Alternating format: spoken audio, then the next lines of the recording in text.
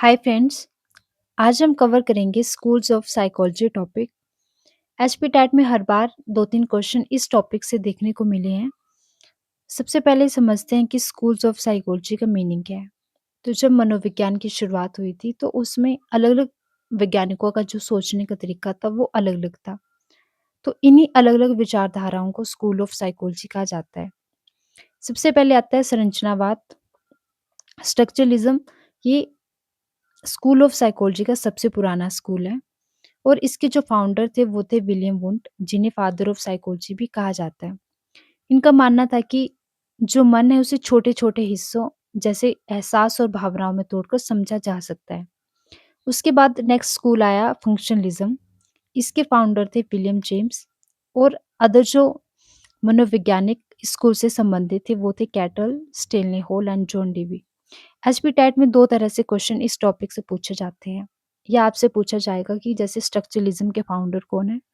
या फिर ऐसे पूछा जाता है कि कौन-सा मनोवैज्ञानिक किस स्कूल से संबंधित है?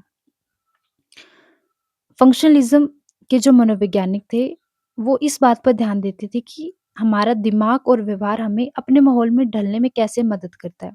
यानी दिमाग क्या है, इसके बजाय वो इस बात पे फ़ोकस करते थे कि जो हमारा माइंड है, वो कैसे काम करता है।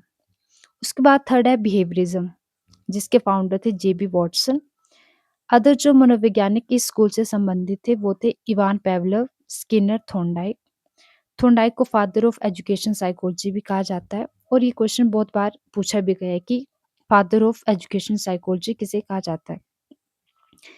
बिहेवियरिज्म के जो मनोवैज्ञानिक थे उनका मानना था कि हमें केवल उस चीज का अध्ययन करना चाहिए जो जिसे हम देख सकते हैं, जैसे इंसान का व्यवहार।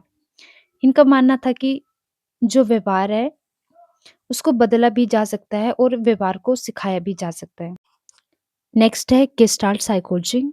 इसके फाउंडर थे वर्दहाइमर। और अदर जो मनोवैज्ञानिक इस स्कूल से संबंधित थे वो थे Kohler, Koffka and Kurt Lewin. Gestalt जो सिद्धांतवादी थे उनका मानना था कि हमें चीजों को अलग अलग देखने के बजाय एक संपूर्ण रूप में देखना चाहिए। नेक्स्ट है कॉग्निटिव स्कूल, जिसे इस्टेब्लिश किया था मिलर एंड जेरोम ब्रूनर ने। अदर जो साइकोलॉजिस्ट इस स्कूल से संबंधित हैं वो हैं जीन प्याजे, ब्रूनर, लेव वाइकोत्स्की, गैगने, डेविल मैरिल। जीन प्याजे को फादर ऑफ साइकोलॉजी कहा जाता है। बहुत ही ज़्यादा इंपॉर्टेंट क्वेश्चन है और बहुत बार एग्जाम में पूछा गया है। ये स्कूल मेंटल प्रोसेस के बारे में बात करता है कि हम जानकारी को कैसे प्रोसेस कर सकते हैं, स्टोर कर सकते हैं, या कोई भी इंफॉर्मेशन है हम उसका कैसे उपयोग कर सकते हैं। ये जो स्कूल है ये सोचने, याद रखने, समस्या समाधान, भाषा, डिसीजन लेने जैसी जो आंतरिक मानसिक प्रक्रिया है उनका अध्ययन करता है। मनोविश्लेषणवाद के जो जनक है वो सिगमंड फ्रॉड को माना जाता है। और इनका मानना था कि जो हमारे काम है वो हमारे अनकॉन्शियस माइंड और जो हमारे चाइल्डहुड के अनुभव रहे होते हैं वो तय करते हैं। स्कूल्स ऑफ साइकोलॉजी में लास्ट बचता है हमारा मानवतावाद, जिसके जनक जो है वो कार्ल रोजर्स को माना जाता है। और अदर जो साइकोलॉजिस्ट है इस स्कूल से संबंधित है वो है आल्पोर्ट, अब्राहम मैस्लो।